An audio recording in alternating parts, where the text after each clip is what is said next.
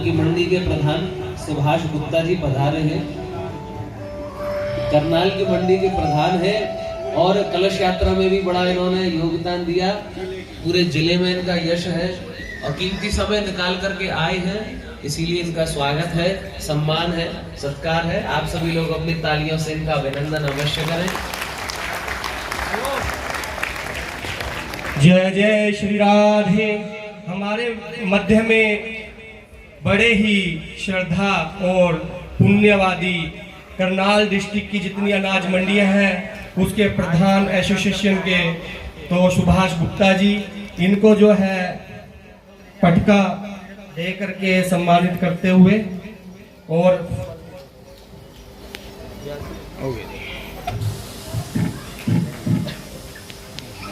पापा बाबूजी के साथ हाँ हो गया।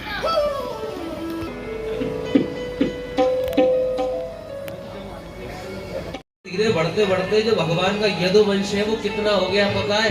56 करोड़ भगवान का परिवार है। 56 करोड़ यदुवंश, खूब बड़ा भगवान का परिवार है। और भगवान अपने बच्चों को भी सही शिक्षा देते हैं।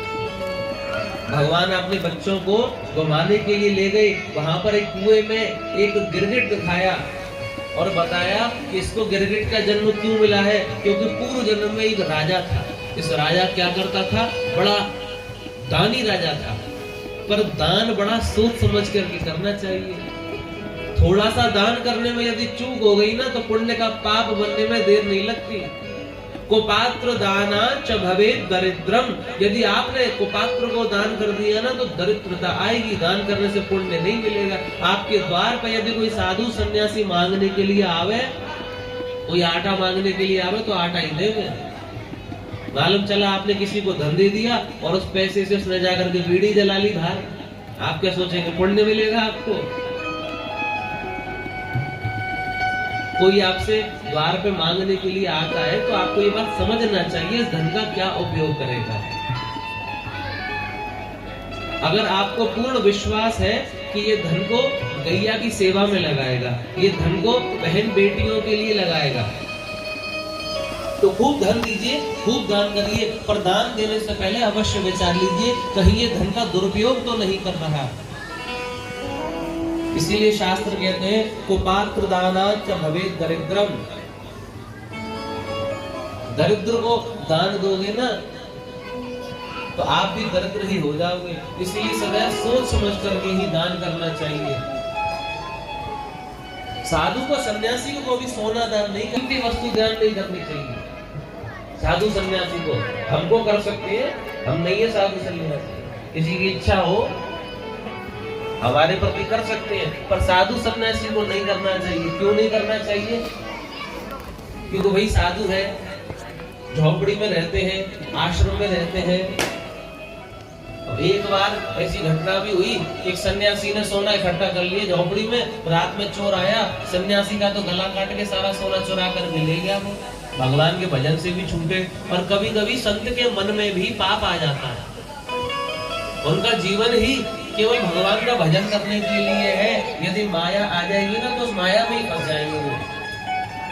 हम सब लोग तो माया में फंसे ही। हम किसी से ये भी नहीं कहते कि आप धन मत कमाइए, खूब धन कमाइए, खूब परिश्रम कीजिए, पर धन को व्यय सही तरीके से करिए। धन को 5 तरह से व्यय करने का विधान शास्त्र बताते हैं।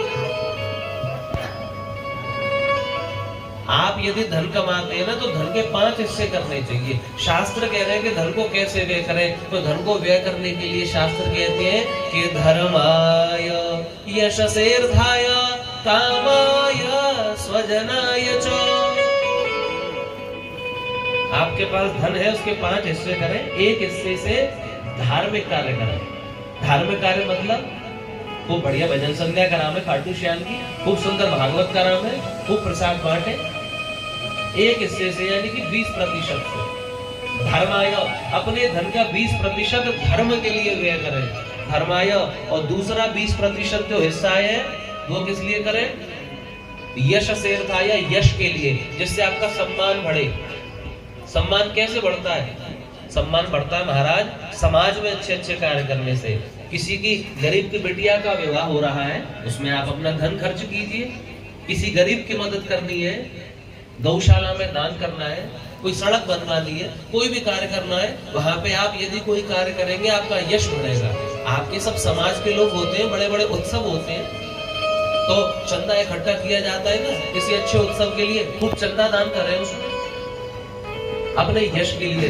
पहला 20% धर्म के लिए, दूसरा 20% यश के लिए, तीसरा 20% अर्थ के लिए। अर्थ मतलब धन को बढ़ाने के लिए। अपने इन्वेस्टमेंट करें, जमीन खरीदें, सोना खरीदें। शास्त्र ये नहीं कहते आप अपना धन मत बढ़ाइए, धन भी बढ़ाएं, अपने अर्थ को बढ़ाने के लिए भी 20% लगाना चाहिए।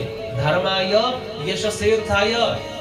और चौथा 20% आपको व्यय किसमें करना चाहिए? कामाय। काम मतलब आपकी कामनाओं की पूर्ति करने के लिए। आपके मन में इच्छा है भैया कि हम पे लग्जरी गाड़ी हो, लेकर के आइए। शास्त्र कह रहे हैं आपकी इच्छा है आपका सुंदर घर हो। यदि आप समाज में रहते हैं, आप गृहस्थ जीवन में है, तो आपका धर्म है सुंदर घर बनाना, आपका धर्म है एक अच्छा वाहन लेना, आपका धर्म है अच्छे कपड़े पहनना। तो इसीलिए 20% अपने ऊपर अपनी कामनाओं के लिए व्यय करना धर्म की बात है। और पांचवा जो हिस्सा है 20%, वो किस लिए है? स्वजनाय। स्वजन मतलब हमारे मित्र, हमारे सखा, हमारे रिश्तेदार। बिना सहयोग के किसी का कोई कार्य नहीं चलता। तो अपने स्वजन के लिए भी हमें 20% रखना चाहिए। अभी हमारा कोई मित्र है, वो बोले हम अभी नई मील खरीद रहे हैं, हमें उसमें कुछ धन की आवश्यकता है, तो आप कुछ धन उसको देने के लिए भी रखिए। कोई कहे हमें अपनी बिटिया का विवाह करना है, उधार दे दो कुछ समय के लिए, उसके लिए भी दीजिए। अपने स्वजनों की सहायता अवश्य करनी चाहिए। पर कुछ स्वजन हमारे ऐसे होते हैं कि वो ले तो लेते हैं एक बार पर लौटाते नहीं है। ऐसे कुछ 2-4 लोगों के चक्कर में लोग सहयोग करना बंद कर देते हैं। तो महाराज विनती है मेरी, ऐसा ना किया करें। जो आपको धन दे रहा है ना आपकी आवश्यकता में, वो आपके लिए बड़ा भगवान के समान ही है। पर लेते समय तो हम बड़े छोटे बन जाते हैं। पर जब वो बेचारा अपना धन मांगता है ना, तो ऐसा लगता है जैसे कोई भिखारी भीख मांग रहा हो। अपने ही धन को मांगने के लिए बड़ा परिश्रम करना पड़ता है, बड़ी विनती करनी पड़ती है, पर व्यक्ति लौटाता नहीं है। कुछ ऐसे लोगों के कारण से ही जो अपने स्वजन होते हैं ना, वो सहायता करना बंद कर देते हैं। पर शास्त्र सम्मत बात यह है कि आपको अपने धन का एक हिस्सा अपने स्वजनों की सहायता के लिए रखना चाहिए। और भगवान आपको इतनी सामर्थ्य दे कि आप अपने स्वजनों की सहायता करें। अब लौट आए तो भगवान की कृपा, पर यदि सहायता करें तो मन में ऐसी धारणा कर ले भैया ये ना लौटाएगा तो भगवान लौटाएंगे। क्योंकि जो धन है ना हमारे भाग्य में, वो घूम फिर के आ ही जाएगा। ऐसा कहते हैं ना कि भगवान की इच्छा के बिना पत्ता भी नहीं हिलता। किसी ने आपका धन मार लिया तो बहुत परेशान होने की बात नहीं है। हमने तो अपने जीवन में कई प्रमाण देखे हैं। मान लीजिए आपसे कुछ धन आना है, 100 रुपए यहाँ से आने हैं, आपने 100 की कह करके केवल 50 दिए और यहाँ से 50 आने हैं। तो प्रमाणित ऐसा हुआ है कि यहाँ से 100 के 50 हुए ना, तो जहाँ से 50 आने थे वहां के 100 हो ही जाते हैं, क्योंकि नारायण कराते हैं। इसीलिए शास्त्र यही कहते हैं कि सब कुछ मनुष्य के हाथ में है, पर 6 चीजें तो विधाता ने अपने हाथ में रखी है। वो 6 चीजें कौन सी हैं? आप सब जानते हैं। वो 6 चीजें विधाता ने अपने हाथ में रखी है, ईश्वर के हाथ में है। क्या क्या? हानि लाभ जीवन मरण, यश अपयश विधि हाथ। ये 6 चीजें भगवान के हाथ में है, हानि और लाभ। आपका काम है कर्म करना। आप धान का स्टॉक तो कर लेंगे, पर स्टॉक करने पे पैसा बढ़ जाएगा या गिरेगा, ये आपके हाथ में थोड़ा ही है। तो आप तो कर्म कर सकते हैं, पर वो आपने स्टॉक जो कर लिया उसमें हानि होगी या लाभ होगा, तो हानि लाभ प्रभु के हाथ में है। ना तो हम में जन्म लेने की सामर्थ्य है और ना हम मर ही सकते हैं। कुछ व्यक्ति ऐसे होते हैं जो आत्महत्या का प्रयास करते हैं पर फिर भी बच जाते हैं। मृत्यु हमारे हाथ में नहीं है। तो हानि और लाभ हमारे हाथ में नहीं है, जीवन और मरण अपने हाथ में नहीं है, और यश अपयश अपने हाथ में नहीं है। कई सज्जन तो ऐसे होते हैं, बड़े धर्मार्थ कार्य करते हैं, तब भी समाज अच्छी दृष्टि से नहीं देखता। कुछ लोग ऐसे होते हैं जो बड़े पाप कर्म करते हैं, पर तब भी सम्मान मिल जाता है। तो ये 6 चीजें तो भगवान के हाथ में है, हानि लाभ, जीवन मरण, यश अपयश, विधि हाथ। तो जब भी इन 6 चीजों से संबंधित आपके सामने कोई भी घटना घटे, तो मन को ये संतोष दे लेना चाहिए कि प्रभु के हाथ में है, हमारे हाथ में नहीं। हमारे हाथ में है कर्म करना, बाकी तो सब प्रभु साधेंगे। इसीलिए किसी साधु को धन नहीं देना चाहिए। साधु होए संचय करे, हारे हरि सब को। यदि साधु संचय करने लग जाएगा ना, तो फिर हरि को नहीं साध पाएगा वो। इसीलिए साधुओं को सोना नहीं देते। किसको देवे? किसी को मत दो महाराज, बहुत महंगा हो गया है, अपना काम चल जाए, यही बहुत है। शास्त्र कहते हैं यतीनाम कांचनम दत्वा तांबूलम ब्रह्मचारिण चौराणाम अभयं कृत्वा सौदाता नरकम भवेत्। साधु को सोना देने वाला, ब्रह्मचारी को पान देने वाला, और गलत कार्य करने वाले को सहयोग देने वाला, चोर को अभय प्रदान करने वाला, ऐसे दाता नरक को जाते हैं। दान देने से पहले ना बहुत सोचना चाहिए कि हम सत्पात्र को दान दे रहे हैं या कुपात्र को दान दे रहे हैं। भूखे को खिलाओगे ना तो पुण्य मिलेगा।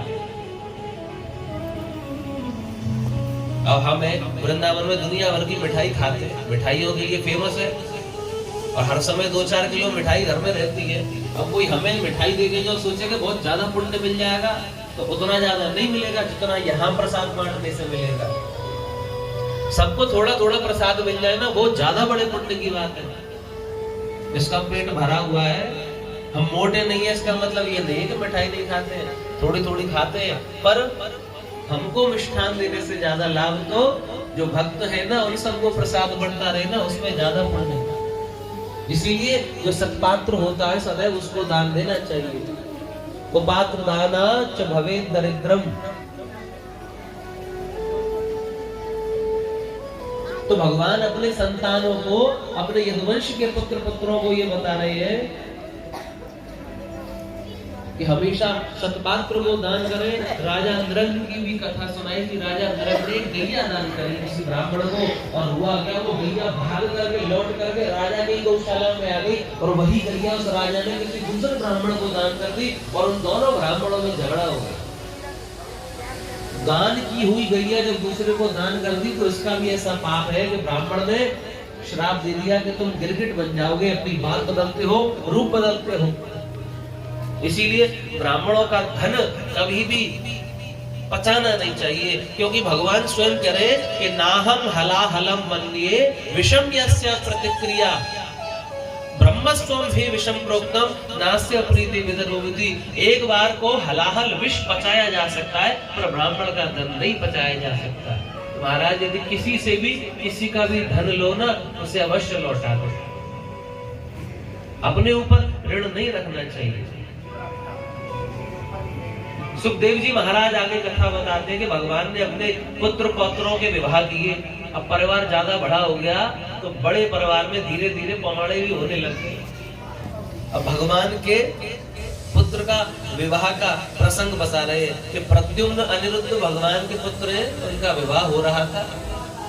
अब विवाह में कभी कभी क्या होता है ना, कुछ लोग मन नहीं लगता, रात्रि में पंडित जी एक साइड में फेरे करा रहे होते, दूसरी साइड में बैठ करके थोड़े हंसी ठिठोले कर लेते हैं। कुछ लोग हमने देखा है ताश भी खेलने लग जाते हैं। महाराज विवाह आदि कार्य तो होते हैं ना, बड़े पवित्र संस्कार है, जीवन का बड़ा मुख्य संस्कार है। शुभ मुहूर्त देख करके ही आपको विवाह के फेरे कराने चाहिए।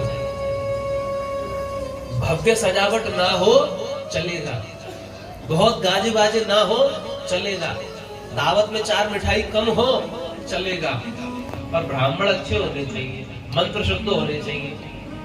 हमारे द्वार से हमारे सब आचार्य वृंद आए, मंत्र सुनिए महाराज, क्या कड़कड़ाते हुए मंत्र बोलते। मंत्र शुद्ध होने चाहिए। यदि अच्छे शुद्ध मंत्रों से मुहूर्त के अनुसार विवाह कराएंगे तो वैवाहिक जीवन आगे चलेगा। पर आजकल का जो समय है ना, सारा धन खर्च कर दिया जाता है साज सज्जा पे, नाचने गाने में, लोगों को खिलाने में, भव्यता दिखाने में, वस्त्रों पर। जब ब्राह्मण की बारी आती है ना तो कॉम्प्रोमाइज कर लेते हैं सब। कैमरा वाले भैया को भरपूर समय दिया जाता है। पंडित जी का जब समय आता है ना विवाह कराने का, तो क्या कहते हैं, पंडित जी जल्दी जल्दी करा लीजिएगा, खींचिए। क्या शब्द कहते हैं, जल्दी जल्दी खींच दीजिए। महाराज आपके आगे अच्छे परिवार के लिए, आपके भविष्य के लिए ब्राह्मण देवता आते विवाह कराने के लिए, तो इसीलिए मुख्य प्रायोरिटी पे आपको उन्हें ही रखना चाहिए। महत्वता उनको देनी चाहिए कि ब्राह्मण देव हमारे बच्चों का विवाह आप बड़ी श्रद्धा से कराइए। और विवाह के समय में एक बात का ध्यान भी अवश्य रखना चाहिए। आजकल फैशन चल गया है ना, दुल्हन आती है खूब भारी लहंगा पहन करके, फिर जमीन पर बैठ नहीं पाती तो उसके लिए कुर्सी लगा दी जाती है। दूल्हा भी पजामा पहन के आता है, इतना टाइट जमीन पे नहीं बैठ पाता, उसके लिए कुर्सी लगा दी जाती है। अब बैठे भी कैसे, क्यों नहीं बैठता, जमीन पे बैठेगा तो मालूम चलिए उसका वो पजामा ही फट जाए। दुल्हन के लहंगे में वो लगी होती है, क्या लगी होती है, कैन कैन। दुल्हन नहीं बैठ पाती है तो महाराज दूल्हा दुल्हन बैठे ऊपर कुर्सी पे और ब्राह्मण देवता जमीन पे बैठ करके मंत्र पढ़ रहे हैं, ये भी अनुचित है, ये शास्त्र सम्मत बात नहीं है। श्रद्धा रहनी चाहिए।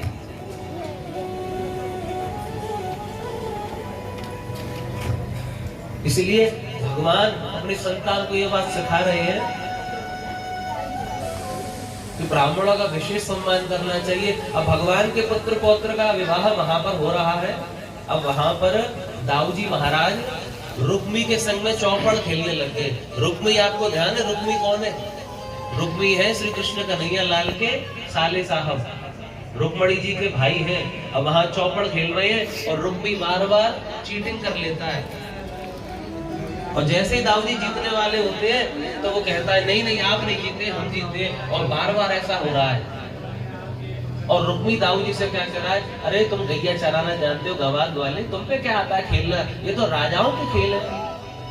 दाऊ जी महाराज को महाराज जैसा क्रोध आया, उन्होंने वही विवाह में एक तरफ तो फेरे चल रहे हैं, दूसरी ओर उन्होंने निकाले अपने हलमूसर और एक मारा महाराज रुक्मी के।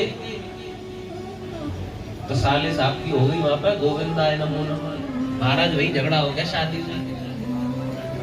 दाऊ भैया बड़े क्रोधी है।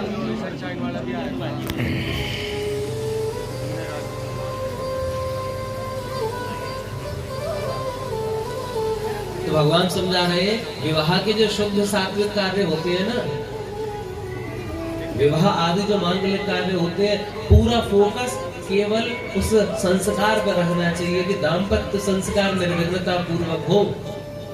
2 फोटो कम रह जाए कोई बात नहीं है, ब्राह्मण के मंत्र कम नहीं रहने चाहिए, ब्राह्मण के सम्मान में कमी नहीं रहनी चाहिए। इसीलिए भगवान ऐसी शिक्षा देते ही जा रहे हैं। आगे कथा आती है, भगवान ने बताया, सुखदेव जी महाराज बता रहे हैं कि एक पौंड्रक नाम का राजा आया, उसने द्वारकाधीश की तरह रूप बना करके सबको ये कहने लगा कि मैं ही द्वारकाधीश हूँ। भगवान ने उसका भी उद्धार किया है।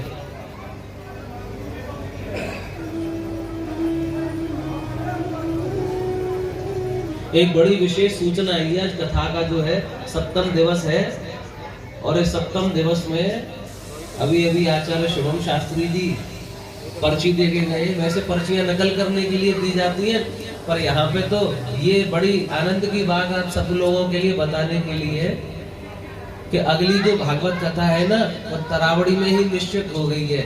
RS ओवरसीज के जो डायरेक्टर हैं, उनके ही यहाँ GT रोड नीलम ब्लॉक पेट्रोल पंप संजीवन शर्मा जी, बहुत बहुत स्वागत है आपका। सब लोग इनका अभिनंदन करें।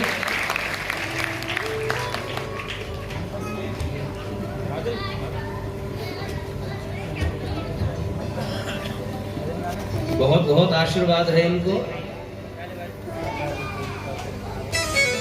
पर ऐसा ध्यान रखेंगे ज्यादा ठंड नहीं लगे किसी को, तो बढ़िया समय देख करके कराएंगे और आप सब लोगों को सरलता भी रहे आने में। इसीलिए भगवान की कथा कराने वाले को तो सब भक्त भी आशीर्वाद देते हैं, तो सब लोग खूब आशीर्वाद देवे, खूब अभिनंदन करें। बोली भागवत भगवान की जय।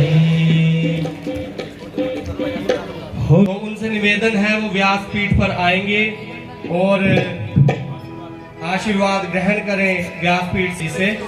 नीलम जी, बाल किशन सिंगला जी, मुकेश गर्ग जी, देवेंद्र बंसल जी, विशाल गर्ग जी, सोनू शर्मा जी, संजीवन शर्मा जी और नीलम रानी।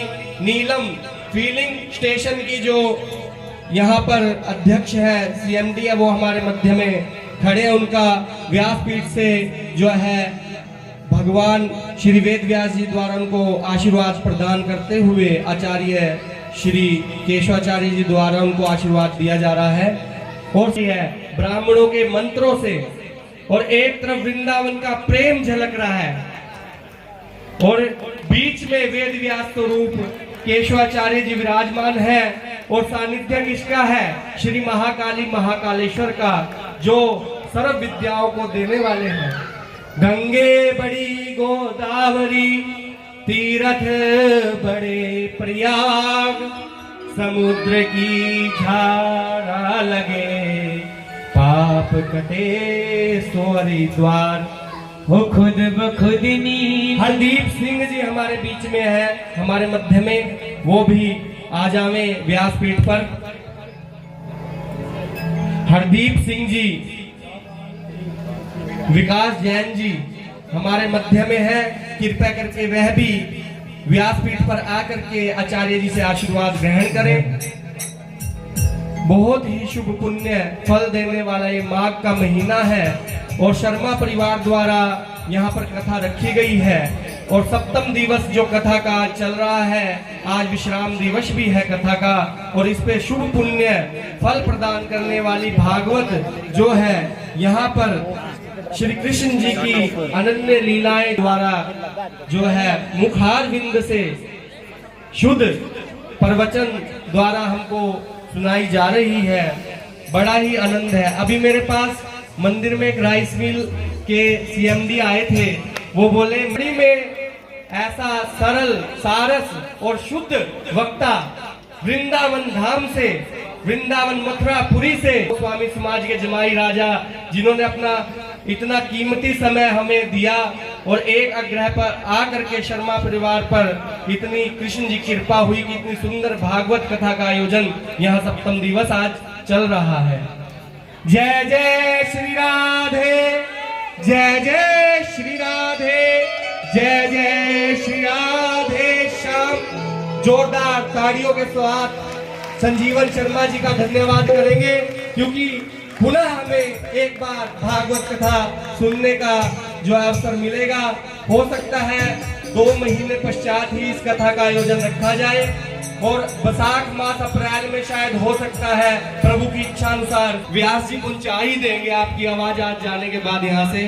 इनका आज यहाँ से प्रस्थान होगा और हमारा जो हृदय है वो व्याकुल हो रहा है कि शर्मा परिवार का भी 100% इन्होंने अपने तन मन धन से ब्राह्मणों की, व्यास जी की और संगीतज्ञों की बहुत ही सेवा की। मैं इनका तहे दिल से धन्यवाद करता हूं और व्यास जी से प्राप्त आप अपने मुंह से आशीर्वचन करेंगे, क्योंकि समय कम है। ब्राह्मणों का अपमान न करें।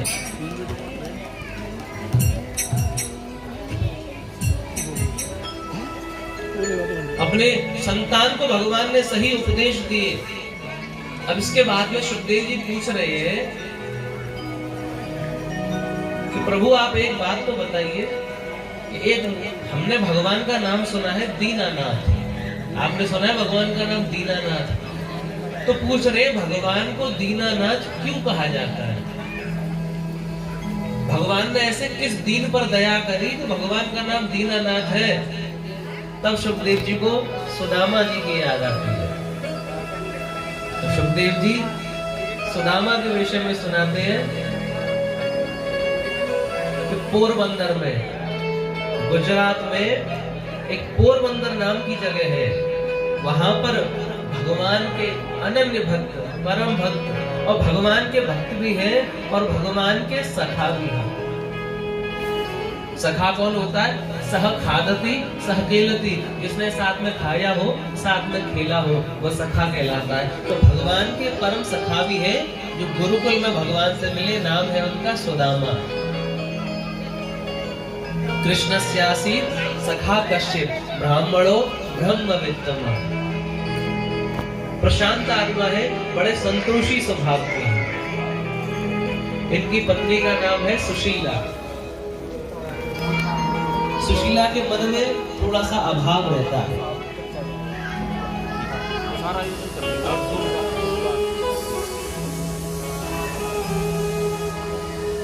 भगवान की ऐसी परीक्षा है कि सुदामा जी पे बहुत धन धान्य की व्यवस्था नहीं। कुछ लोग होते हैं ना, भगवान के भजन में ही जीवन निकाल देते हैं, अपने लिए कभी कुछ इकट्ठा करते ही नहीं है। ऐसे सुदामा जी है, अपने लिए कभी कुछ संजोया नहीं है, बिन मांगे जो मिल जाता है उसी से जीवन यापन करने का प्रयास करते हैं। और निर्धन है, दरिद्र नहीं है, निर्धन है, धन का अभाव है जीवन में। और सुखदेव जी बता रहे हैं कि दरिद्र कौन होता है? जो संतुष्ट नहीं होता ना, वो दरिद्र कहलाता है। यदि ब्राह्मण के पास धन नहीं है तो वो दरिद्र नहीं है, पर यदि भागवत ब्राह्मण के पास में यदि संतोष नहीं है तो वो दरिद्र कहलाएगा। इसीलिए ब्राह्मण का संतोषी होना बताया गया है। सुदामा जी है तो बड़े संतोषी, पर उनकी पत्नी जो सुशीला है ना, घर में स्थिति थोड़ी कमजोर है, खाने तक की व्यवस्था नहीं है, ठीक से पहनने को वस्त्र भी नहीं है। अब सुदामा जी से उनकी पत्नी बार बार प्रयास करती है कि कोई गणित सीखो, थोड़ा जजमानों को पटाओ, किसी को मूर्ख बनाओ, किसी को जड़ी बूटी दो। पर सुदामा जी ऐसा नहीं करते। बोले हरि की इच्छा होगी, क्या कह रहे? बोले जब दांत न थे तब दूध दिया, अब जब दांत दिए तो क्या अन्न न देगा? सुदामाधीश का सखा है, उसके घर पे एक कौन सखा? बोले ये सुशीला तुम्हें नहीं पता, तुम्हारे जो पति सुदामा है ना, वे ही आश्रम में पढ़ते थे, बड़ी अच्छी मित्रता थी दोनों की। सुशीला बोली आज तक तो इन्होंने ये बात मुझको नहीं बताई, आने दो आज पूछती हूँ। और जैसे ही शाम को सुदामा जी आए ना, तो सुशीला ने पूछा, अरे स्वामी एक बात तो बताइए, द्वारकाधीश आपके सखा है? सुदामा जी चुप हो गए। मौनम सुकृतिदायकम, यदि कोई जवाब न देना इसका मतलब ये है कि उस बात को स्वीकार करना है। उनका तुम्हारे सखा है? बोले हाँ समझ गई सखा है। तो प्रभु ये इतना कष्टमय जीवन क्यों जी रहे हैं? क्या उनको पता है कि आपकी ऐसी स्थिति है? एक बार आप उनसे जाइए, मिल करके आइए, अपनी व्यथा बताइए। वो तो बहुत बड़े राजा है, द्वारका के राजा है, कुछ सहयोग कर देंगे आपका। सुदामा जी ने मना कर दिया, मैं अपने सखा से धन लेने की कामना से मिलने नहीं जा सकता, मैं नहीं जाऊंगा मिलने के लिए। और अब तक तो वो मुझे भूल भी गया होगा, क्योंकि बालपन की बात है ना, मुझको क्यों याद रखेंगे? वो इतने बड़े बड़े कार्य हैं उनके, पूरा राज्य संभालना होता है, मुझे क्यों याद रखेंगे? तो सुशीला ने कहा, आपकी उनसे मिलने की इच्छा नहीं करती क्या? सुदामा जी बोले हाँ करती तो है। बोले तो आप एक बार मिल आइए ना उनसे, उनको मत बताइएगा कि मैं निर्धन हूँ, उनको मत बताइएगा कि बच्चे घर पे भूखे हैं, उनको मत बताइएगा कि वस्त्र नहीं है, सखा के रूप में ही मिल के आ जाइए। ऐसी बात सुनकर के ना सुदामा के मन में उमंग आ गई और मन में इच्छा प्रकट हो गई द्वारकाधीश से मिलने की। तो अपनी पत्नी से कहते क्या मुंह लेकर के जाऊं, मित्र के यहाँ जाओ, सखा के यहाँ जाओ, तो कोई उपहार तो होना चाहिए ना, देने को कुछ भी नहीं है। सुशीला दौड़ी दौड़ी एक पड़ोस के घर पे गई और पड़ोसन से कहा कि 2 मुट्ठी चावल ही दे दो। तो मांग करके 4 मुट्ठी चावल लेकर के आई है और धान बांधने के लिए कपड़ा भी नहीं है, अपनी ही साड़ी में से आंचल लेकर के उसमें 4 मुट्ठी धान बांध करके सुदामा जी को दे दिए कि खाली हाथ तो नहीं जाना चाहिए, स्वामी जो मिला है यही ले जाइए। सुदामा जी तैयार हो गए जाने के लिए और अपने से मित्र अपने सखा से मिलने के लिए पोरबंदर से द्वारका के लिए पैदल पैदल चल दिए। मन में बड़ा उत्साह है, भगवान से मिलने को जा रहे हैं। चरण में पहनने के लिए पादुका भी नहीं है, स्मरण करते करते चलते चले जा रहे हैं, पैदल पैदल चलते चलते मन में बड़े संशय भी है और सोच रहे हैं कि द्वारका तो बड़ी दूर है। दूर नगरी गाते हुए चलते चले जा रहे हैं। सफर थोड़ा लंबा है पर भगवान का नाम लेते हुए स्मरण करते हुए जाते ही जा रहे हैं। 2 ही लाइन गाएंगे केवल। दूर नगरी बड़ी दूर नगरी कान्हा, दूर नगरी बड़ी दूर नगरी, दूर नगरी बड़ी दूर नगरी, दूर नगरी बड़ी दूर नगरी। कैसे आऊं मैं कन्हाई, कैसे आऊं मैं कन्हाई, तेरी गोकुल नगरी बड़ी दूर नगरी। दूर नगरी बड़ी दूर नगरी।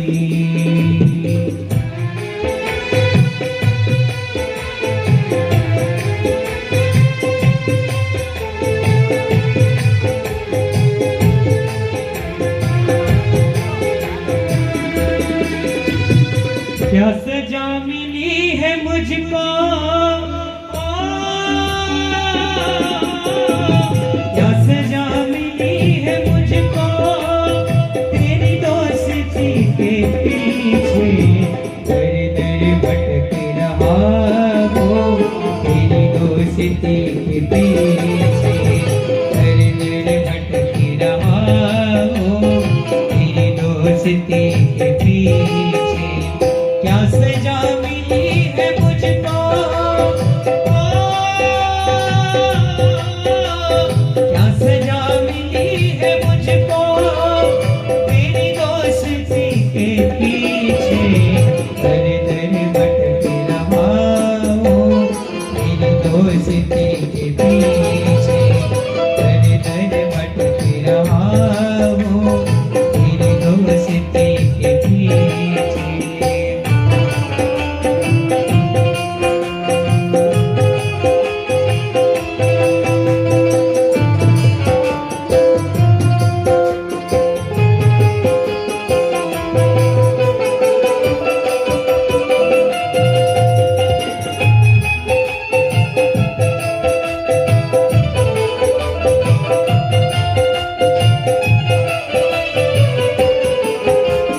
मैं गरीब हूँ तो क्या है, तीनों के नाथ तुम हो।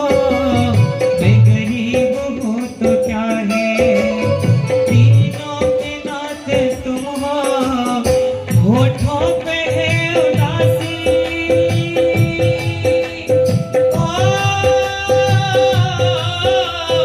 होठों पे है उदासी, तेरी दोस्ती के पीछे दर दर भटक रहा हूँ, तेरी दोस्ती के पीछे दर दर भटक रहा हूँ, तेरी दोस्ती के पीछे।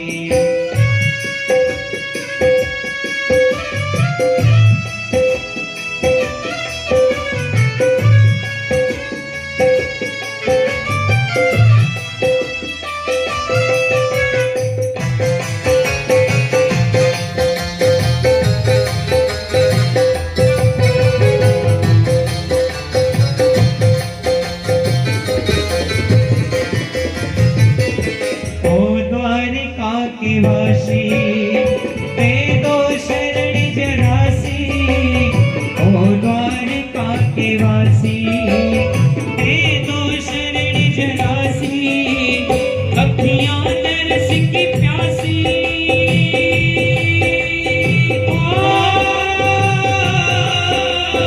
अखियां नरस की प्यासी, तेरी दोस्ती के पीछे दर दर भटक रहा हूँ, तेरी दोस्ती के पीछे दर दर भटक रहा दोस्ती के पीछे।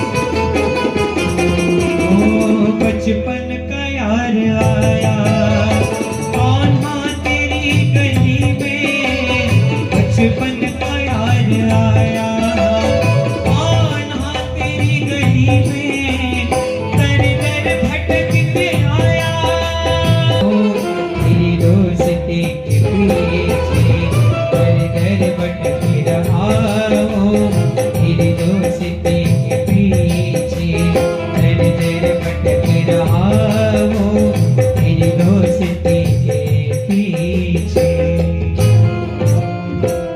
द्वारकाधीश की द्वारकाधीश का स्मरण करते करते सुदामा जी धीरे धीरे द्वारका नगरी पहुंच गए।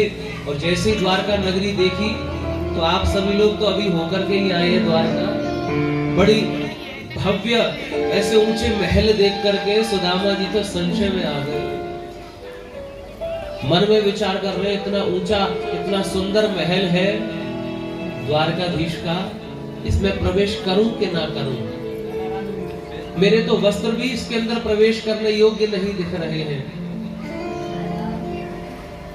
मन में संशय आ गया कि प्रवेश करूं कि ना करूं।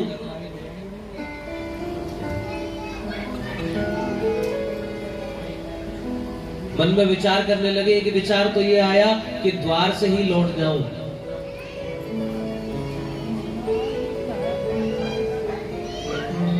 अब जब मन में विचार आया कि द्वार से ही लौट जाऊं तो फिर सोचने लगे इतनी दूर से जब मैं चल करके आया हूं तो कम से कम एक बार मिल तो लूं अपने कन्हैया से।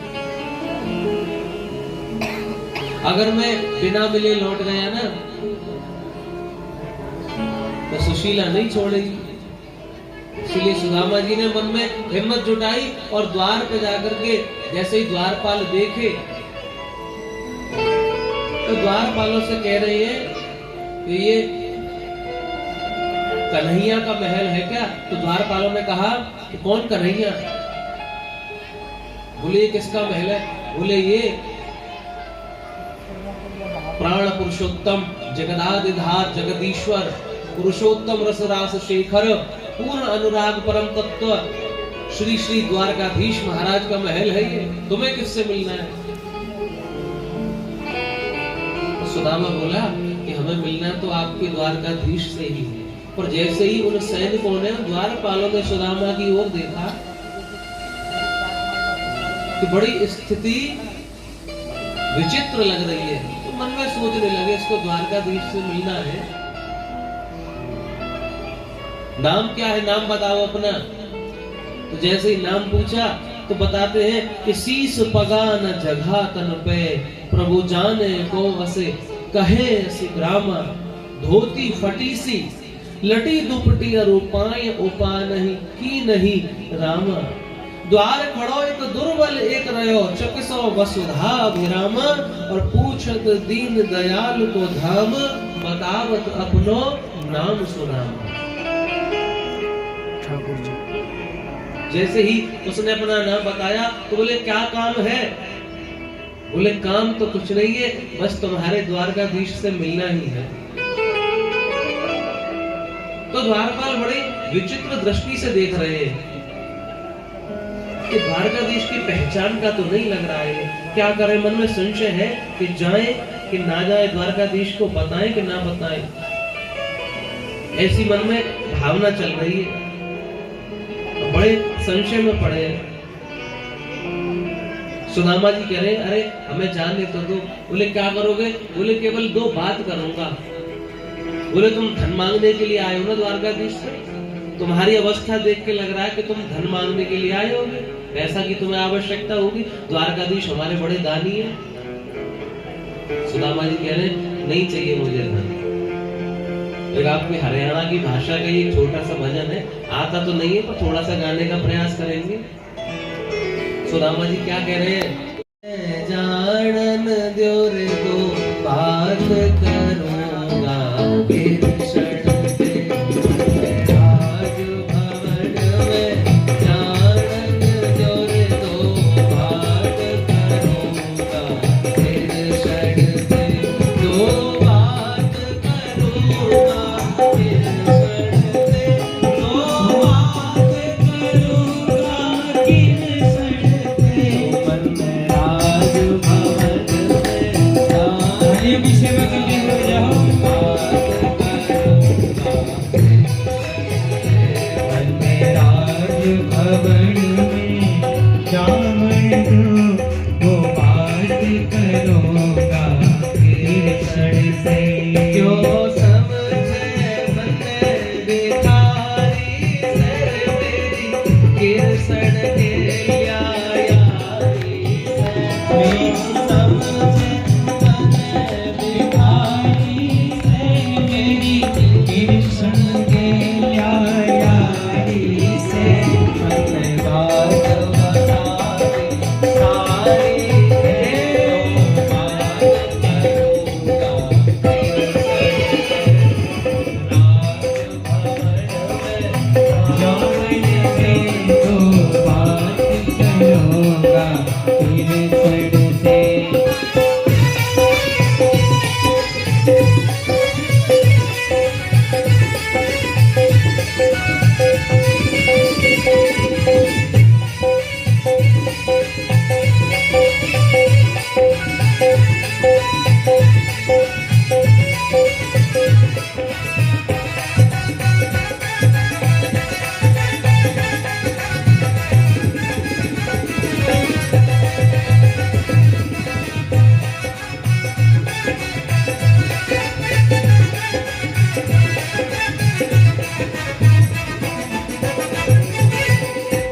मैं भूलूं को न्यासान तेरा तू ले कहना मान मेरा। मैं भूलूं को न्यासान तेरा तू कहना मान तेरा। मन को क्या चाहिए जान तेरा रे तो बात करूंगा फिर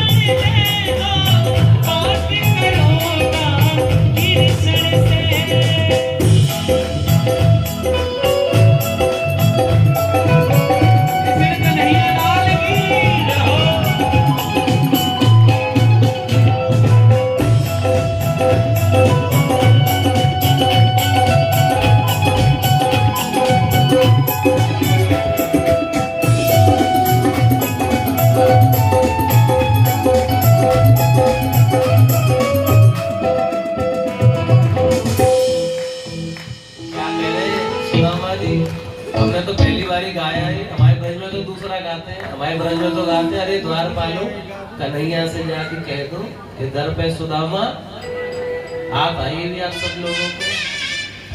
और यहाँ पे तो सुदामा क्या कह रहे हैं कि मन में कोनिया चाहिए ध्यान तेरा, ऐसे बोलते हैं आपकी बात। अभी सुदामा जी आए यहाँ पे। आचार्य जी बोले एक मिनट विराजो विराजो। आचार्य जी बोले कि सुदामा जी चावल लेके आने, कहाँ से लग रहे हैं सुदामा? अभी सुना नहीं आपने, फटी धोती पहनी थी उन्होंने, कमजोर थे, ऐसा लग रहा था 5-7 दिन से भोजन नहीं किया। महाराज चमक रही है, बढ़िया शौर कुर्ता देखो ने किनको, इन्हें शर्म नहीं आ रही कहने में सुदामा के पास कितना चावल था और इनके पास कितना चावल है। सुदामा के पास, बेचारे के पास केवल 4 मुट्ठी चावल था। महाराज झाड़ू लगा देंगे ना तो 4 बोरी निकल आएगा यहाँ पर। ये चारों तरफ बोरी बोरी चिन रही है चारों तरफ। भगवान की लीला देखो। ये सुदामा बन करके आए हैं। पर हो सकता है कि ये सुदामा ही हो, पर भगवान से मिलने के बाद जो सुदामा थे ना, ये वो वाले हैं।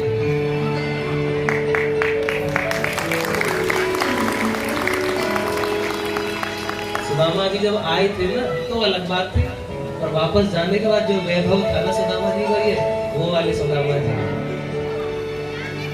अब कह तो ये रहे थे देंगे तो बोरी आपको, पर स्टेज पे ना तो हम उठा के ला पाएंगे और ना महाराज जी आप पकड़ पाओगे, इसीलिए थोड़े से ही चावल लेकर के आए। हमारे ब्रज में तो कहवे कि अरे द्वार पालो इधर पे सुदामा गरीब आ गया है, इधर पे सुदामा गरीब आ गया है, इधर पे सुदामा गरीब आ गया है। भटकते भटकते न जाने कहाँ से, भटकते भटकते न जाने कहाँ से, तुम्हारी कहने के गरीब आ गया है, तुम्हारी कहने के गरीब आ गया है।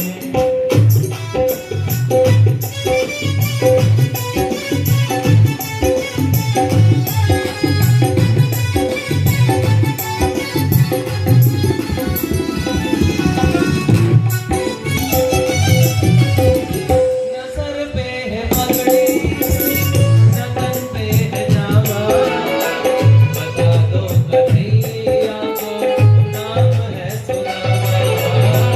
बता दो कन्हैया को नाम है सुदामा, बता दो कन्हैया को नाम है सुदामा। एक बार मोहन से जाकर ये कह दो, एक बार मोहन से जाकर ये कह दो, नसीब आ गया है। कि मिलने सखावत नसीब आ गया है।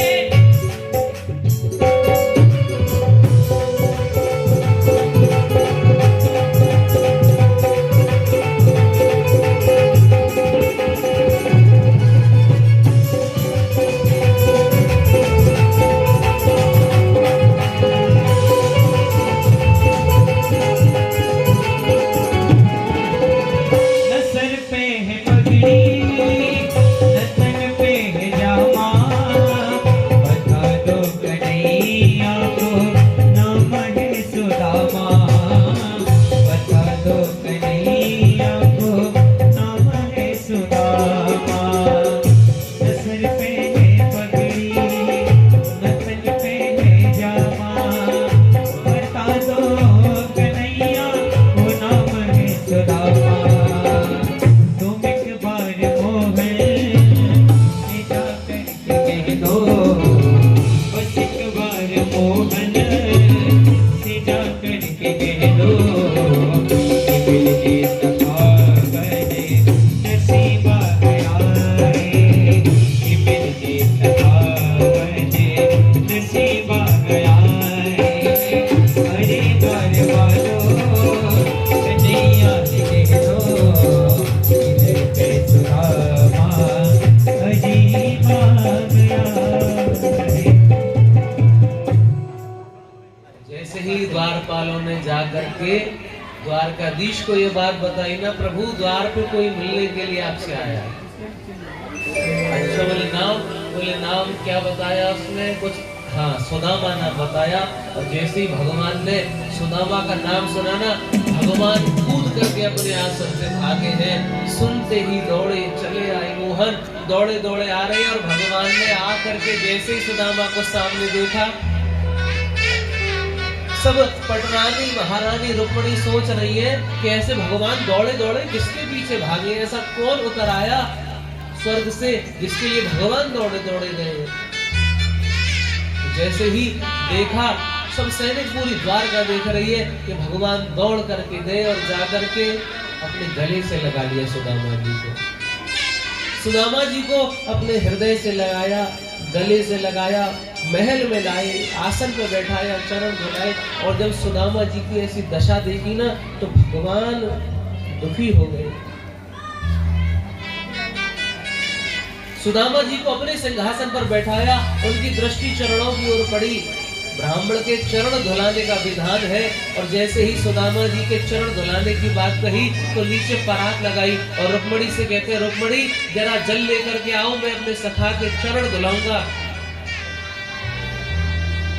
चरण धुलाने के लिए, जल मंगाने के लिए रुक्मणी जी को भेजा, पर रुक्मणी जी जल लेकर के आती, उससे पहले ही भगवान ने सुदामा जी के चरण धो दिए। कैसे धोए? भगवान ने अपने नेत्रों के जल से सुदामा जी के चरण धो दिए। देख सुदामा की दीन दशा, करुणा करके करुणा निधि रोए। भगवान रो गए सुदामा के चरणों को देख करके, कांटे लगे पानी परात को हाथ छुआ नहीं, नैनद के जल से पग धोए। पानी परात को हाथ छुआ, नैनद के जल से पग धोए। कौन कह सकता है कि सुदामा दरिद्र है? आप बताइए, जगत का पालनहार नारायण जिसके चरणों में बैठा और पानी लेकर के लक्ष्मी खड़ी हुई है, कोई कह सकता है कि सुदामा दरिद्र है? सुदामा दरिद्र नहीं है महाराज। भगवान ने चरण धुलाए, पहुंचे। चरण पहुंचने के बाद में भगवान ने पूछा, कुछ लेके आए मेरे लिए? पहले तो ये पूछा कि विवाह हुआ कि नहीं हुआ। उन्होंने कहा हाँ लाला विवाह तो हो गया, तो बड़ी गलत बात है, तुमने बुलाया नहीं। बोले अरे लाला इसलिए नहीं बुलाया कि तुम आ पाते नहीं आ पाते। बोले निमंत्रण देते और हम नहीं आते तब तो बात थी। सही बात है। भाभी कैसी हमारी? बोले भाभी बहुत अच्छी है, सुशीला नाम है, जैसा नाम है ना ऐसी है सुशीला एक। तो भाभी ने फिर तो मेरे लिए कुछ भेजा भी होगा। अब जैसे ही ध्यान आई कि चावल लेकर के आई, अब सोच रहे इतना वैभव, 56 भोग भगवान के लगे हुए, मैं कैसे चावल दूंगा? तो सुदामा जी की कमर पे चावल की पोटली है, तो उसे छुपाने का प्रयास कर रहे हैं कि भगवान को दिख नहीं जाए। और भगवान से कोई क्या ही छिपा सकता है। भगवान ने देख ली और पोटली पकड़ के छीन भी ली, और सुदामा प्रयास करते रह गए। भगवान ने चावल की पोटली छीन ली, अब सुदामा जी भी लेकर के आए। अब द्वारकाधीश को तो इतना प्रेम हो कि उनने तो एक एक मुट्ठी भर के अपने घोड़े में डाल ली। अब हमारे मन में संशय आ रहा है कि हम जा रहे कि नहीं जा रहे हैं। मैं मुख में तो नहीं डालेंगे, पर ऐसे मस्तक के लगा के स्वीकार कर लेंगे। भाई द्वारकाधीश तो ना ऐसा लेना, हम तो सब दास है उसकी। भगवान ने वो चावल स्वीकार करे और जैसे ही लिए ना तो एक मुट्ठी मुख में डाले तो एक साम्राज्य दे दिया, दूसरी मुट्ठी मुख में डाली तो दूसरे लोग का साम्राज्य दे दिया, और तीसरी मुट्ठी डाली, जैसे ही उसे मुख में डाल करके त्रैलोक्य का साम्राज्य देने वाले थे ना भगवान, तभी रुक्मणी जी ने आकर के हाथ पकड़ लियो। बोले प्रभु आपको भी परिवार है, आपके भी बाल बच्चे हैं, कितने बच्चे हैं आपके? बोले उनको भी ध्यान रखो, उनकी भी घर गृहस्थी पाल ली। सुदामा जी तो प्रसन्न हो गए, सुदामा जी की खूब सेवा करी, सेवा करवाओ, इनकी जलपान करवाओ, व्यवस्था बनवाओ। जय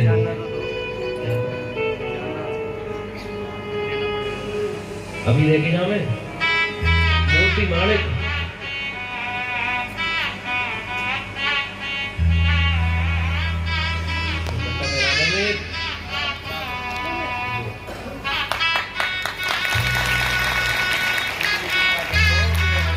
भगवान ऐसे सुदामा इतनी सामर्थ्य सबको देवे कि ऐसे मांगलिक कार्य कराते रहे, भगवान इनको खूब सामर्थ्य देवे।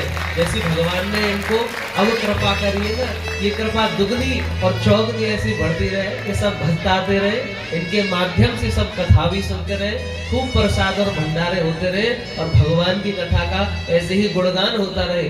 आप सब भी इनको आशीर्वाद और बधाइयां दीजिए। व्यासपीठ से इनको बहुत बहुत आशीर्वाद है। देखो आपने आशीर्वाद है ठाकुर जी का साक्षात। हाथी घोड़ा पाल की लाल की। अब सुदामा जी के चावल तो उन्होंने खा लिए। अब द्वारकाधीश पूछ रहे, अच्छा भाभी ने एक संदेशा भी तो भेजा था। तो सुदामा जी कह रहे, लाला मन की बात तो तू पढ़ ले। बोले क्या संदेशा था? बोले भाभी ने एक संदेशा भेजा था। आपको पता है क्या संदेशा भेजा था सुशीला ने? सुशीला ने कहा था कि द्वारकाधीश को मेरा एक संदेशा अवश्य देना। बोले क्या? बोले 1 मास 2 पाख में 2 एकादशी होए, सो प्रभु दीन दयाल ने नित प्रतिदिन।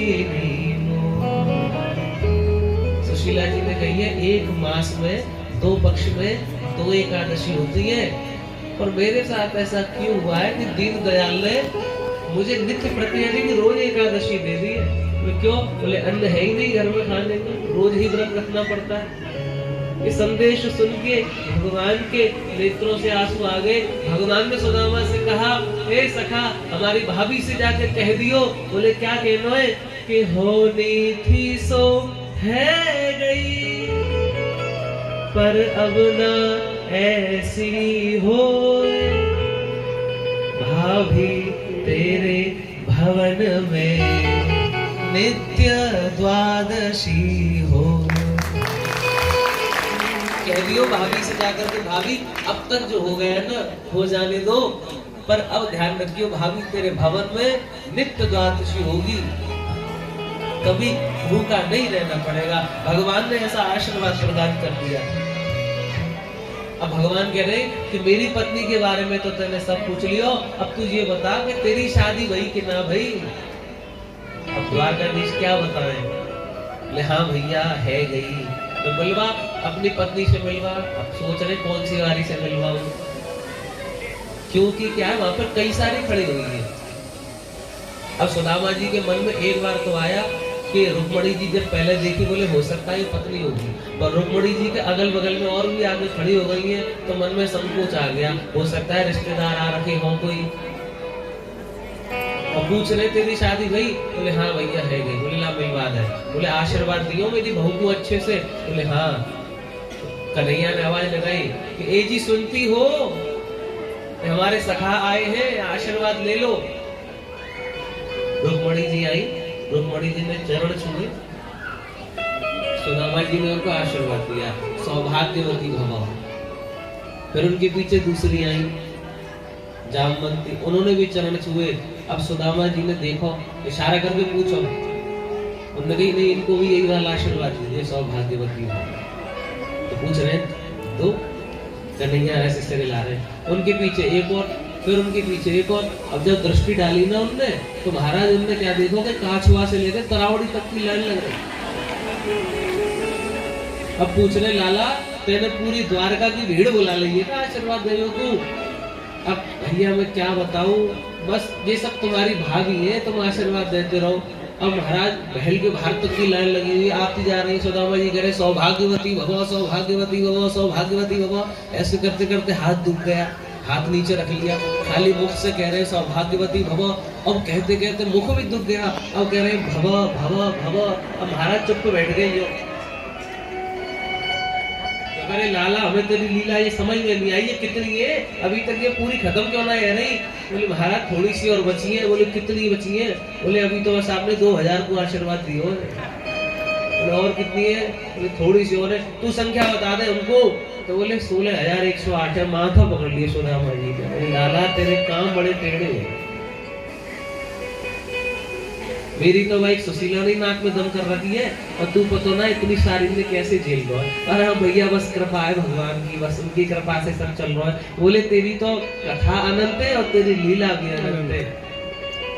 भगवान ने अपने यहाँ बैठा करके खूब सेवा करी और सेवा करने के बाद में अगले दिन सुदामा जी जैसे ही चलने को हुए तो सुदामा जब जी ने ना कन्हैया से कही अच्छा लाला मैं चलूं, तो भगवान ने कहा ठीक है भैया जैसी आपकी इच्छा।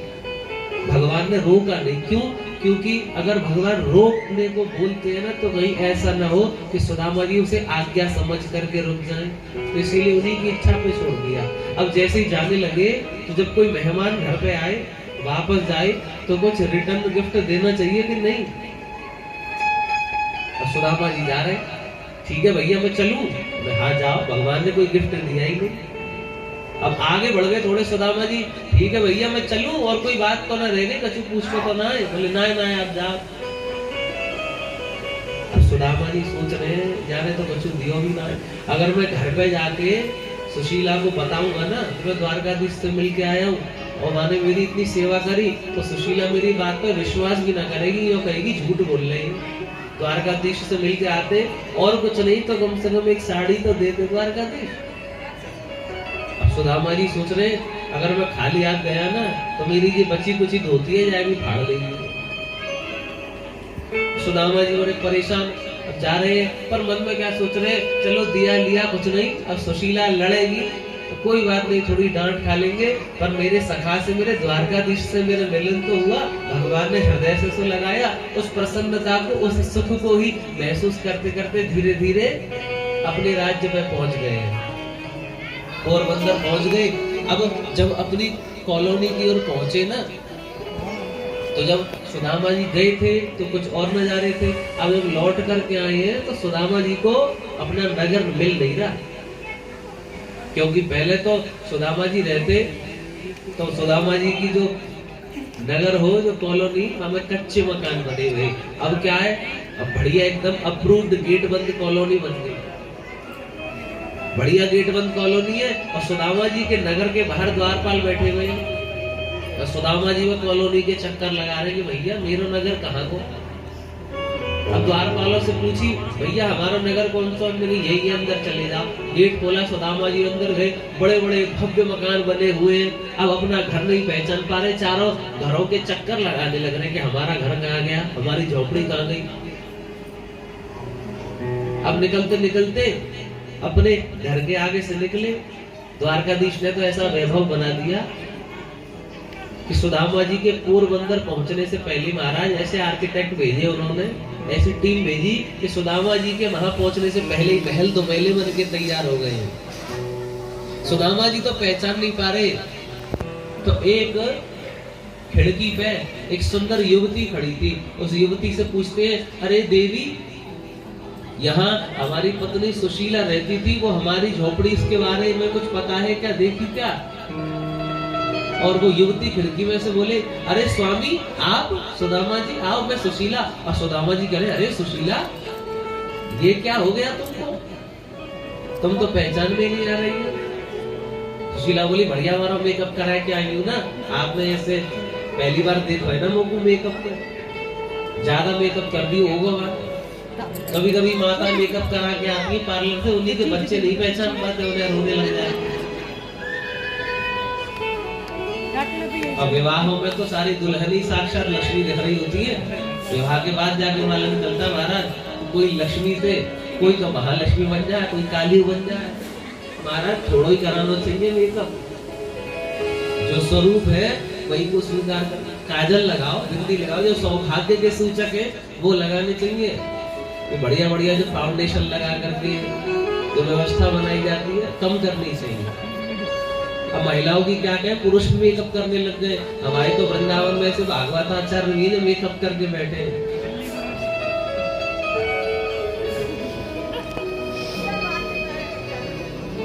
आपकी ना बता रहा हूँ कथा, ये महाराज जी के संग कथा करके आए, वो महाराज जी तो मेकअप करके बैठते और महाराज डांस भी कर देते बैठे बैठे, वायरल है वो खूब,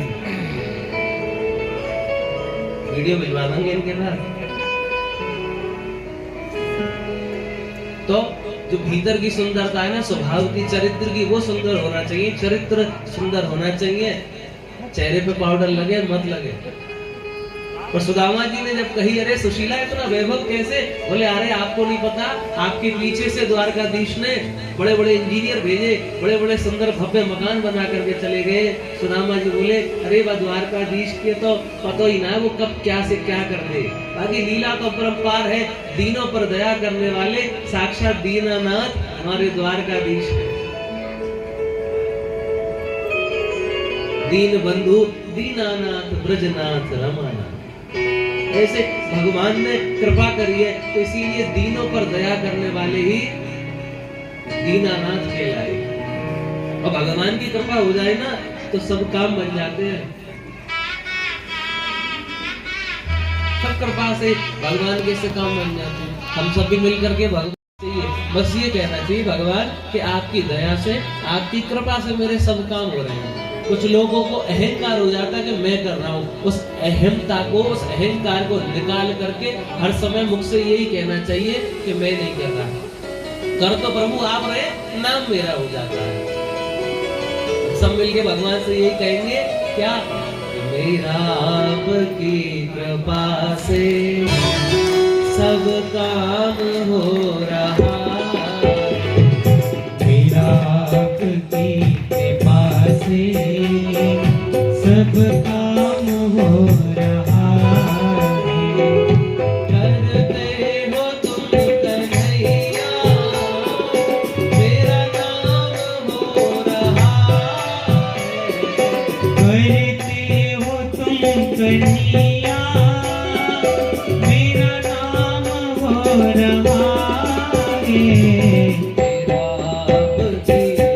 कृपा से सब काम हो रहा है।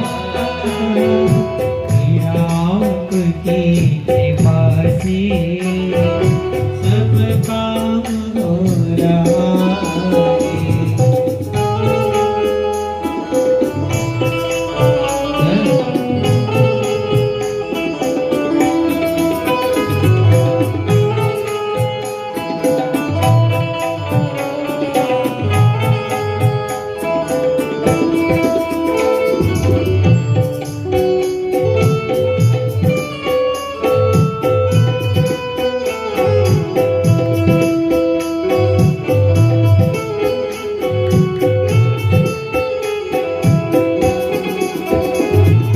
पतवार के बिना ही मेरी नाव चल रही है।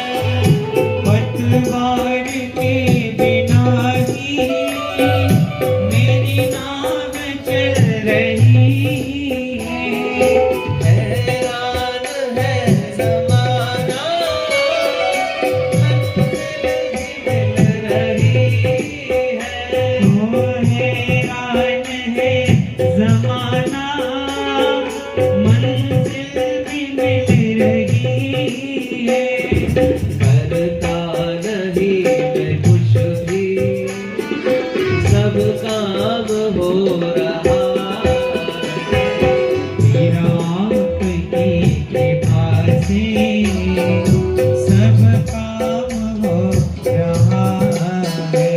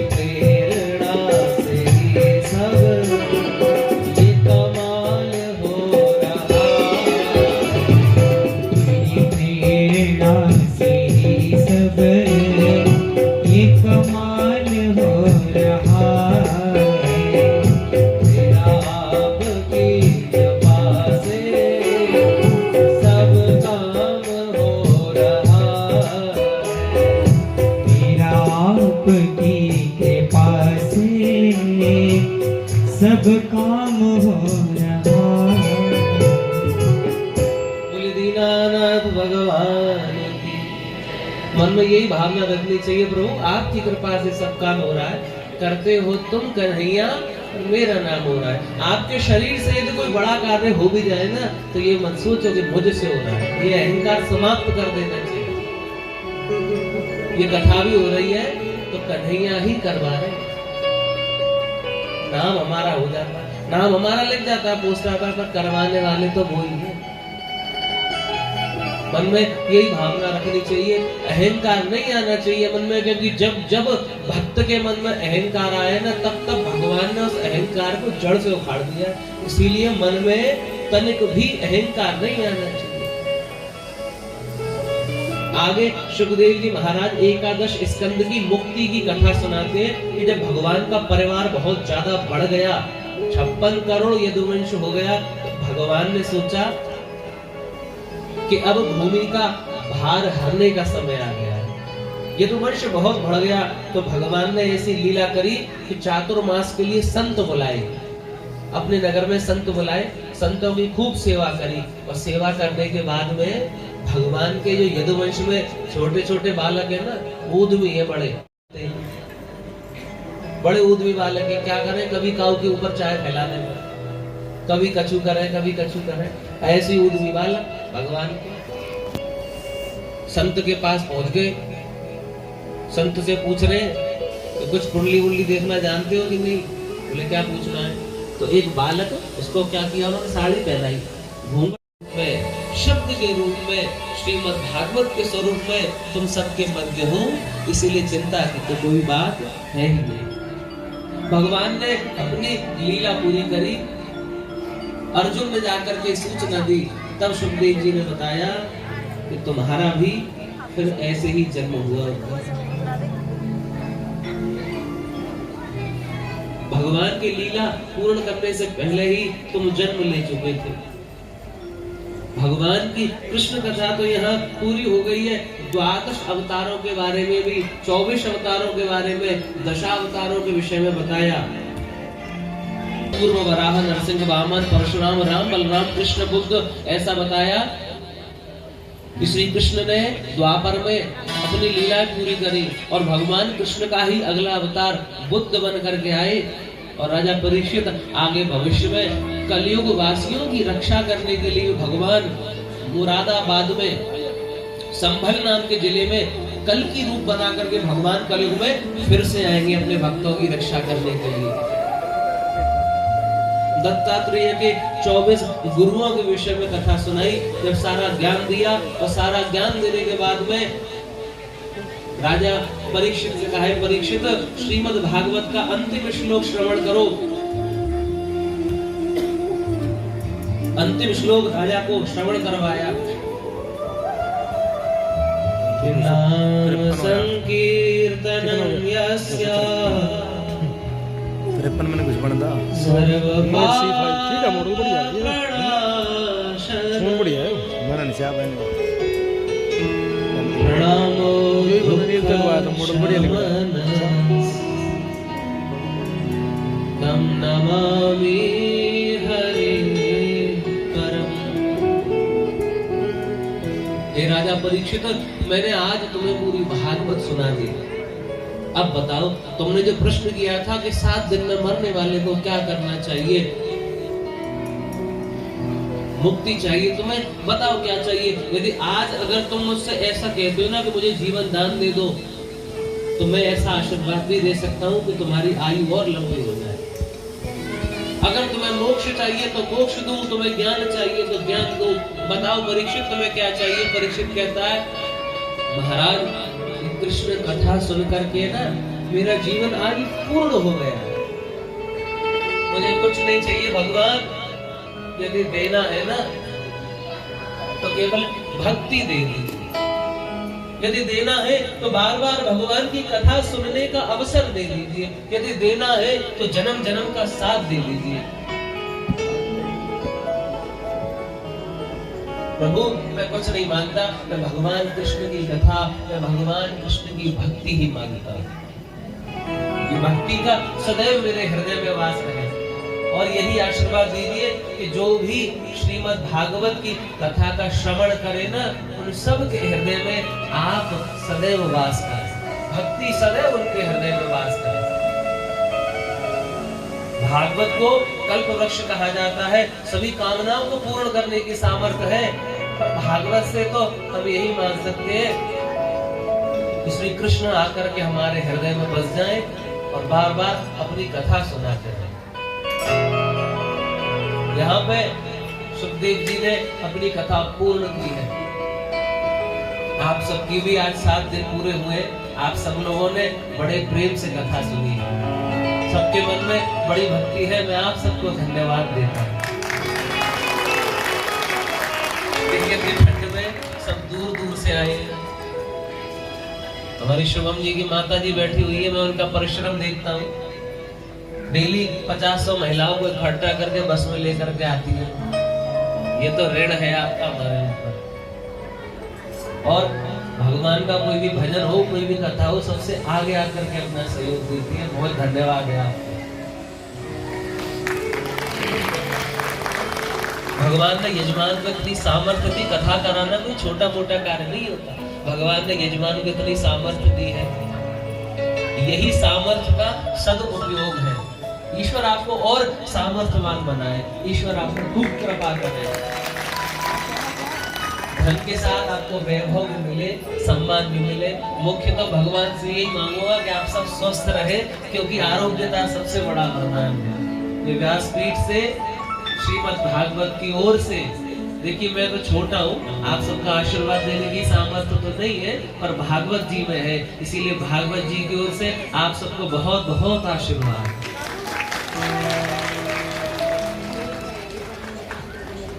बहुत सदा सदा के लिए ऐसे ही मिलती रहे, और भगवान की लीलाएं और उनकी कथाएं तो कभी समापन होती ही नहीं है, सिर्फ विश्राम होता है। और श्री कृष्ण वासुदेव मधुसूदन की तो लीला ही अलग है।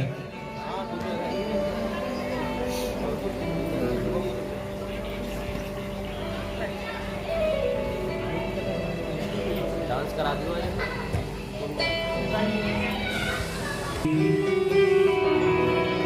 बिहारी जी सुन लो अरज हमारी, भूले न जाना फिर भी बुलाना, इतनी सी अरज हमारी जी, चले जाएंगे हम बिहारी जी, सुन लो अर्ज हमारी, बिहारी चले जाएंगे हम बिहारी जी, सुन लो अर्ज हमारी।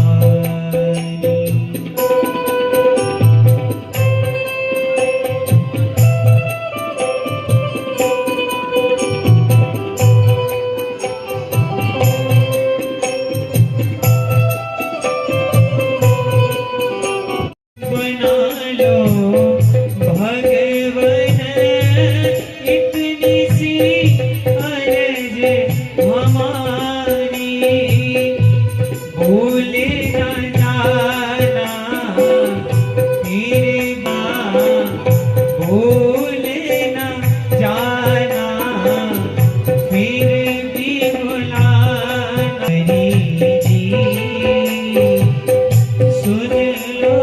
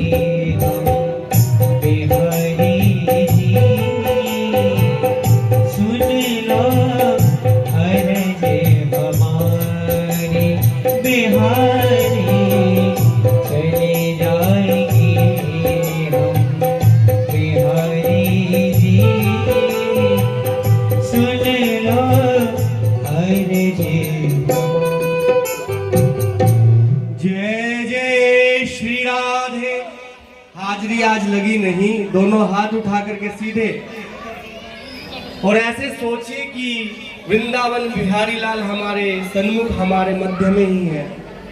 जय जय श्री राधे, जय जय श्री राधे, जय जय श्री राधे श्याम। और कोई भी जो व्यास जी का पद ग्रहण करेंगे, मोनू जैन जी नैनो बासमती के सीएमडी हैं, वो हमारे मध्य में है। वो उनकी वेडिंग एनिवर्सरी की व्यासपीठ से बहुत बहुत शुभकामनाएं। मैं परमपिता परमात्मा से, श्री कृष्ण से प्रार्थना। सरदार जीवन सिंह जी भी हमारे मध्य में है। जीवन सिंह जी सरदार जी हमारे मध्य में, वो भी आएंगे और व्यासपीठ से आशीर्वाद प्राप्त करेंगे। श्री सरदार जीवन सिंह जी।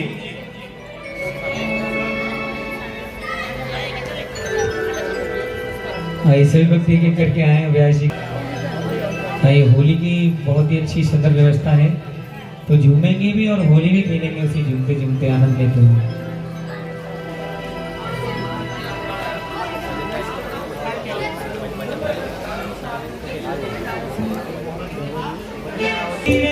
बरजोरी रे रसिया, होली रे बरजोरी रे रसिया, आज बिरज में होली रे रसिया, आज बिरज में होली रे रसिया।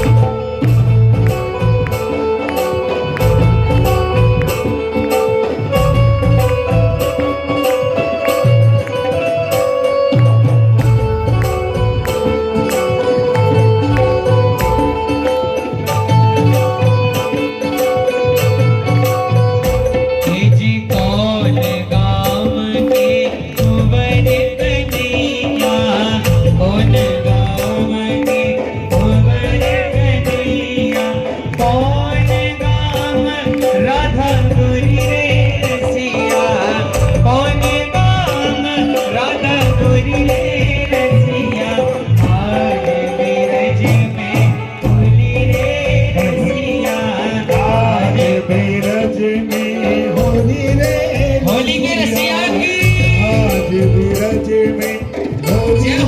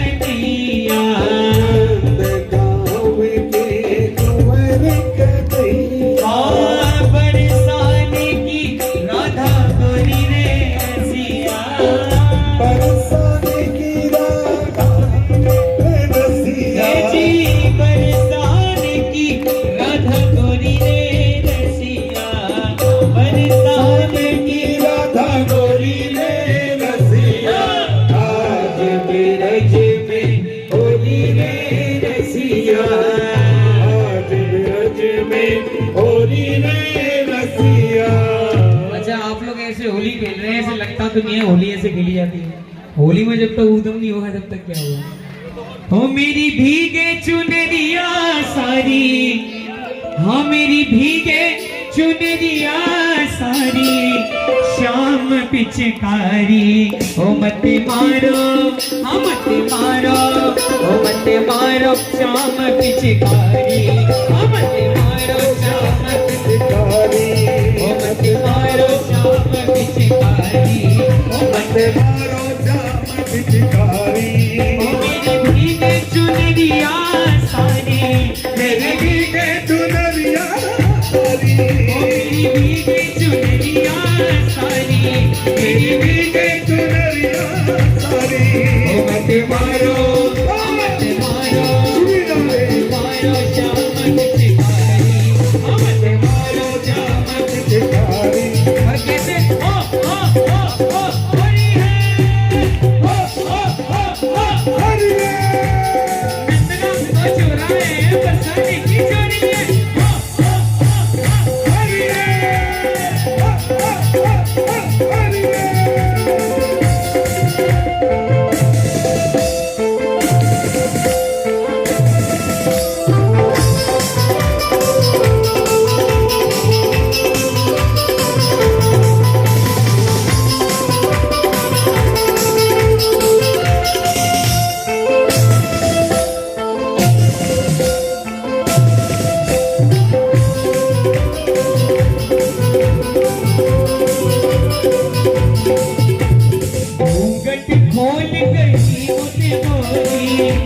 पलक खोले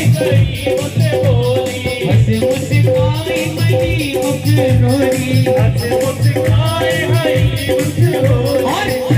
झपट मोरी भैया ऊपर उड़ गयो छाती पे चलाए हाथ मोहन माला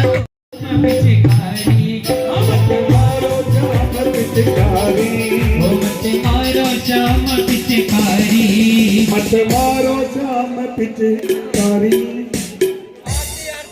भगवान की है आरती पापियों को पाप से है तारती भागवत भगवान की है आरती पापियों को पाप से है तारती ये अमर ग्रंथ है मोक्ति पढ़ गए पंचम वेद निरारी धाम यही हरिनाम यही जग मंगल की आरती पापियों को पाप से है तारती भागवत भगवान की है आरती पापियों को पाप से है तारती शांति गीत पावन पुनीत पापों को मिटाने वाला हरि दर्श कराने वाला हे शांत गीत पावन पुनीत पापों को मिटाने वाला हरि दर्श दिखाने वाला ये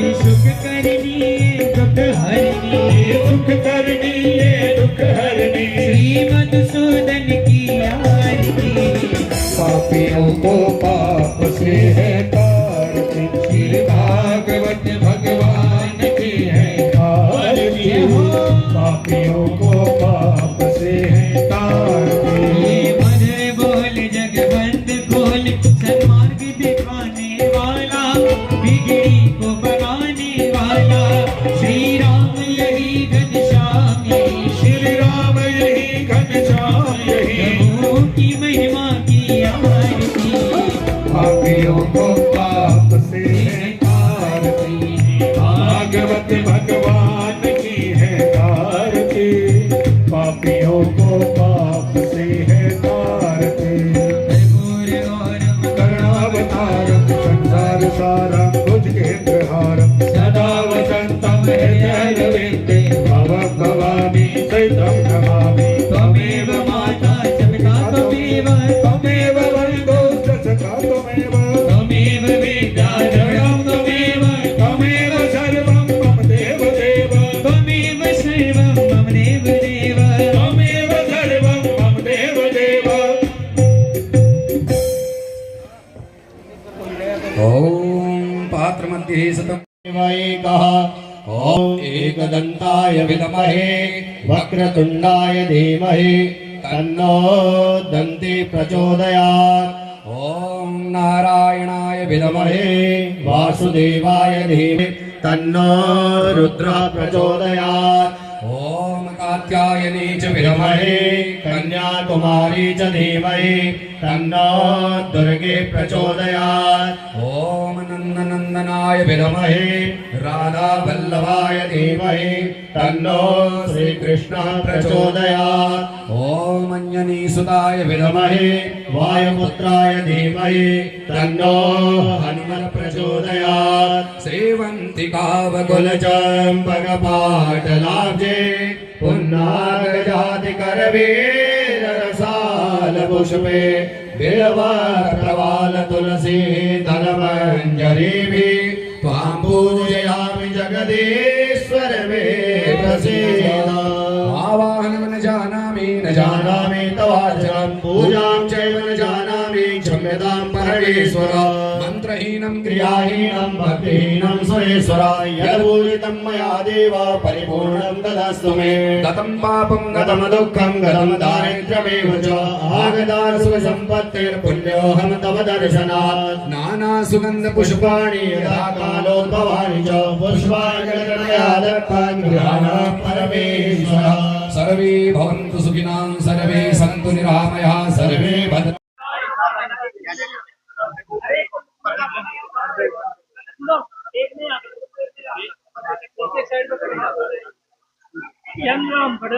आप दे दो, हाँ आप लोग दे दो, आप दो जने खड़े हो।